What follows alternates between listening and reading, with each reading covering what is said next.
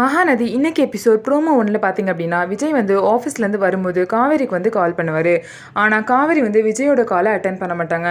ஏன் அப்படின்னா விஜய்கிட்ட வந்து நம்ம பேசும்போது எப்படியாவது இந்த விஷயத்தை பயந்துக்கிட்டு எப்படியாவது சொல்லிடுவோமோ அப்படின்னு சொல்லிட்டு அந்த பயத்திலேயே வந்து காவேரி வந்து ஃபோனை வந்து அட்டன் பண்ண மாட்டாங்க.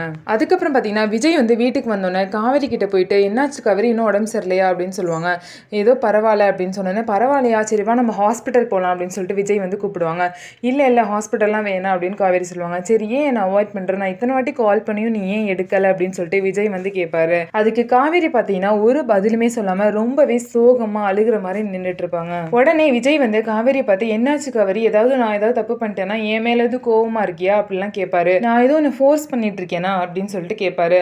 இல்லை அதெல்லாம் இல்லை அப்படின்னு சொல்லிட்டு காவேரி வந்து சொல்லுவாங்க. நீ ராகினி கூட வெளியே போயிட்டு வந்ததுலேருந்து இப்படிதான் இருக்க, என்னாச்சுன்னு சொல்லு, ராகினி எதுவும் என்னை பற்றி தப்பாக சொன்னாலா அப்படின்னு சொல்லிட்டு கேட்குறாங்க. இல்லை உங்களை பற்றி எனக்கு தெரியாதா அப்படின்னு சொல்லிட்டு காவேரி வந்து சொல்கிறாங்க. அப்புறம் என்னதான் ஆச்சு அப்படின்னு சொல்லிட்டு விஜய் வந்து காவேரி கிட்ட கேட்குறாங்க. அதுக்கு வந்து காவேரி வந்து அழுதுகிட்டே சொல்கிறாங்க, எனக்கு வந்து பயமாக இருக்குது, நீங்கள் என்னை விட்டுட்டு போயிடுவீங்களோ அப்படின்னு சொல்லிட்டு பயமாக இருக்குது அப்படின்னு சொல்லிட்டு காவேரி வந்து விஜய் கிட்ட சொல்கிறாங்க. அதுக்கு விஜய் என்ன சொல்வார் அப்படின்னா, என் லைஃப்பில் நான் நினச்சி கூட பார்க்க முடியாத விஷயத்தெல்லாம் நீ ஏன் யோசிச்சு கவலைப்பட்டுட்டு இருக்க, உன்னை விட்டுட்டு நான் எப்படி காவேரி போவேன், நீ இல்லாத லைஃப் நான் எப்படி வாழ முடியும் அப்படின்னு சொல்லிட்டு விஜய் வந்து காவேரி கிட்ட சொல்கிறாரு.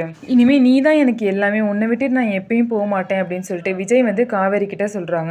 காவேரி பார்த்தீங்கன்னா தெரியல எனக்கு ஒரு மாதிரி இருக்குது அப்படின்னு சொல்லிட்டு விஜயை போய் ஹக் பண்ணிட்டு அலறாங்க. அதுக்கப்புறம் பார்த்தீங்கன்னா விஜய் வந்து இந்த கான்ட்ராக்ட் விஷயத்தெல்லாம் நினச்சி பார்க்குறாரு. இந்த மாதிரி காவேரி வந்து ஒன் டைம் சொல்லியிருப்பாங்க, இந்த கான்ட்ராக்ட் வந்து முடிய போகுது, அதனால நான் எந்த பிரச்சனையும் பண்ணக்கூடாதுன்னு எனக்கு இதெல்லாம் செய்கிறீங்க அப்படின்னு சொல்லிட்டு காவேரி வந்து விஜய் கிட்ட கேட்டிருப்பாங்க. அதெல்லாம் வந்து விஜய் வந்து நினச்சி பார்த்துட்டு இருப்பாரு. இதுதான் இன்னைக்கு எபிசோட் ப்ரோமோ ஒன்றில் நடந்த விஷயம். இதுக்கு அடுத்த ப்ரோமோஸ்லாம் நீங்கள் பார்க்கணும்னு நினச்சா டிஸ்கிரிப்ஷனில் லிங்க் கொடுத்துருக்கேன், கண்டிப்பாக போய் பாருங்கள். அதுக்கப்புறம் நம்மளோட சேனலை சப்ஸ்கிரைப் பண்ணிக்கோங்க.